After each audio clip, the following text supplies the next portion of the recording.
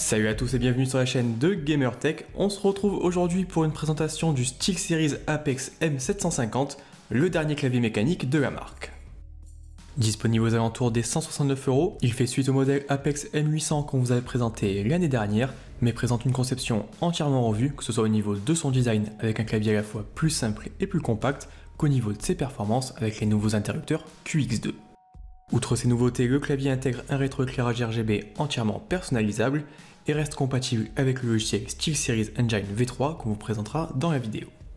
Comme pour chaque vidéo, on commence rapidement avec un petit unboxing en accéléré.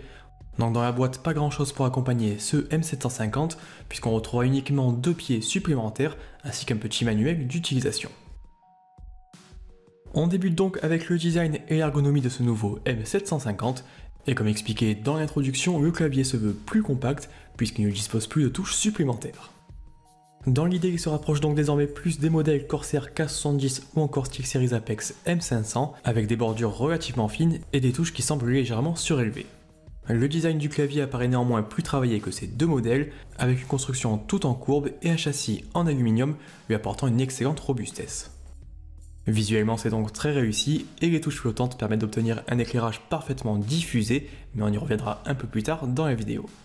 Un peu plus dans les détails, on aura donc une configuration classique à 104 touches. Il n'y a pas de touche dédiée au multimédia, mais on retrouvera des raccourcis supplémentaires sur les touches F5 à F12, permettant de gérer la luminosité du rétroéclairage, mais également de passer d'une piste à l'autre ou encore d'ajuster le volume sonore. La connectique a également été revue par rapport au modèle précédent, puisque le clavier ne dispose plus d'un câble tressé et perd également ses deux ports USB supplémentaires, et ça c'est un peu dommage selon nous. On passe maintenant à l'arrière du clavier où on aura le choix entre deux paires de pieds en caoutchouc permettant de plus ou moins surélever le clavier en fonction de ses préférences. Le changement se réalise assez facilement, mais il faudra surtout prendre soin à ne pas les perdre lorsque l'on déplacera le clavier. On passe maintenant aux fonctionnalités de ce SteelSeries Apex M750 et il est évidemment compatible avec le logiciel SteelSeries Engine V3 directement disponible sur le site du constructeur. Depuis celui-ci, on pourra créer différentes configurations en fonction de ses jeux et de ses applications. Donc, par exemple, ici on a une configuration GamerTech et pour chaque configuration, on pourra gérer les raccourcis du clavier mais également son rétroéclairage. La mise en place du nouveau mapping se fait très simplement, il suffit de venir sélectionner la touche de son choix et on aura ensuite à sélectionner l'action en fonction des différentes catégories proposées par SteelSeries. On aura également la possibilité de créer des macros plus complexes, donc des combinaisons de touches qui vont s'effectuer automatiquement, directement depuis un éditeur facile à utiliser. On arrive ensuite sur les options de rétroéclairage, et de ce côté-là, beaucoup de possibilités offertes par SteelSeries, puisque l'on aura la possibilité de régler de façon individuelle l'éclairage de chaque touche, mais également d'opter pour des effets plus dynamiques, avec par exemple des effets d'onde de couleur, des effets d'ondulation, ou encore des effets un peu plus originaux qu'on essaie de vous montrer le long de cette vidéo. L'autre petite particularité du rétroéclairage du M750, c'est le côté réactif, puisqu'il sera désormais possible d'affecter un éclairage alternatif à chaque fois qu'une touche va être actionnée.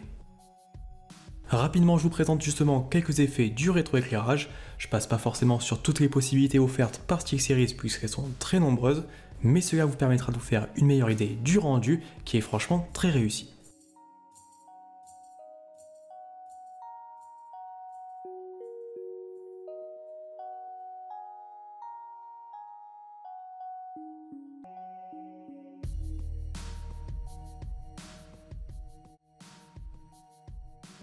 Rapidement, on revient sur le logiciel pour parler des applications supplémentaires. Donc on aura la possibilité d'obtenir des éclairages dynamiques en fonction de certains jeux ou de certaines applications. Par exemple ici sur Counter-Strike, on pourra avoir un niveau d'énergie qui va passer du vert au rouge en fonction justement de ce qui se passe dans le jeu. Pareil pour ses munitions ou encore pour son bouclier. Et on aura également la possibilité par exemple d'obtenir des éclairages dynamiques lorsqu'on va recevoir des messages sur Discord ou encore de synchroniser tous les périphériques SteelSeries. On en vient maintenant aux performances et à la qualité de frappe de ce nouveau SteelSeries Apex M750, et la nouveauté ici c'est les interrupteurs QX2.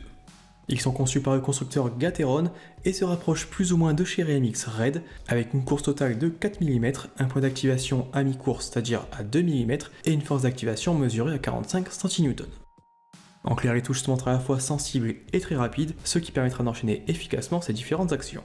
Pour se faire une meilleure idée de ses performances, le clavier a été utilisé pendant une dizaine de jours sur une utilisation à la fois bureautique et gaming, Et dans l'ensemble, le rendu se montre très agréable, même si comme pour tous les interrupteurs mécaniques, chaque joueur aura sa propre préférence et il reste toujours difficile d'être particulièrement objectif sur ce point.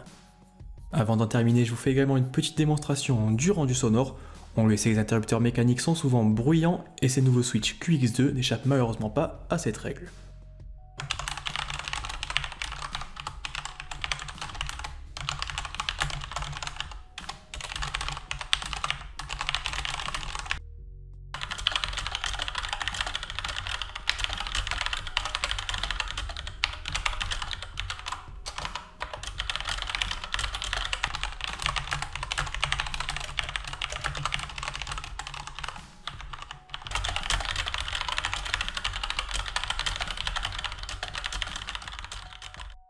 Voilà un peu ce que je pouvais vous dire aujourd'hui sur ce nouveau StickSeries Apex M750 qui viendra se positionner comme le clavier le plus cher de la gamme avec un tarif d'environ 169 €.